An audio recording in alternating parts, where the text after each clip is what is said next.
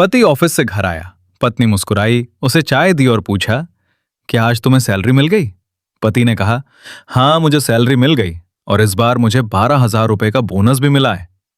पत्नी खुश हो गई और मुस्कुराकर बोली, तो क्या हम इस रविवार शॉपिंग करने चलें? पति ने कहा, हाँ चलेंगे, लेकिन मेरी एक शर्त है, तुम मेरी मां से कम हफ्ते में एक बार बात करोगी। पत्नी ने हल्के मन से हाँ कह दिया। तभी मां का फोन आ गया। मां ने कहा, बेटा मुझे इलाज के लिए कुछ पैसों की जरूरत है। पत्नी धीरे से बोली, कह दो कि मुझे सैलरी नहीं मिली। पति ने फोन पर वही कह दिया। मां ने जोर से कहा, बेटा बस 2,000 रुपए दे देना। यह सुनकर पत्नी गुस्सा हो गई और बोली, कह दो कि किसी सरकारी अस्पताल में इलाज करवा ले। तब पति ने कहा, चिंता मत करो मां, मैं कल 2,000 रुपए भेज दूंगा सासू मां। यह सुनकर पत्नी हैरान रह गई और बोली, वो मेरी मां है। पति ने शांति से कहा, तुम्हारी मां मेरी मां है, लेकिन तुमने कभी मेरी मां को अपनी मां नहीं माना।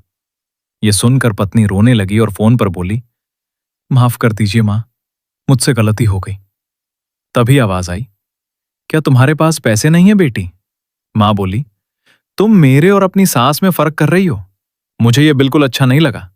बेटी बोली, माफ कर दीजिए मां, अब ऐसा कभी नहीं होगा। उसने अपने पति से कहा, आज के बाद मैं ऐसी गलती कभी नहीं करूंगी। आपकी मां मेरी मां है और मेरी मां आपकी मां है।